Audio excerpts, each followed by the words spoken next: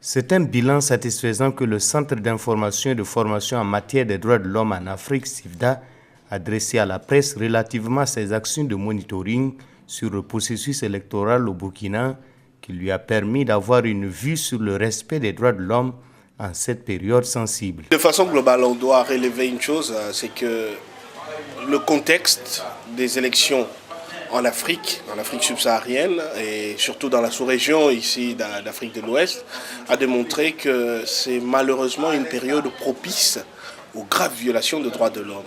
D'où la nécessité qu'il y avait, vu le contexte du Burkina, qui a connu 2 insurrections, et notamment un coup d'État, et qui se retrouvait dans une situation donc d'élection post-crise, il était important de s'assurer dès le départ que le processus électoral s'organiserait dans le respect des normes des droits de l'homme.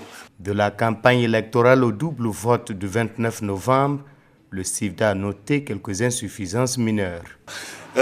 Ces problèmes des bureaux de vote qui ont été compressés, donc ça veut dire on en a supprimé quelques-uns et on a ramené les électeurs dans des bureaux de vote qu'ils ne connaissaient pas et on ne les a pas orientés pour y accéder. Donc tout ça a créé beaucoup de tensions, beaucoup de colère et beaucoup de frustration à juste titre, sans compter les bureaux de vote qui ont ouvert tardivement. Le monitoring a permis également à cette structure de défense des droits de l'homme de relever des points positifs partant de l'organisation du double scrutin aux actions positives des populations et des hommes politiques. Premièrement, on peut dire la neutralité de l'État.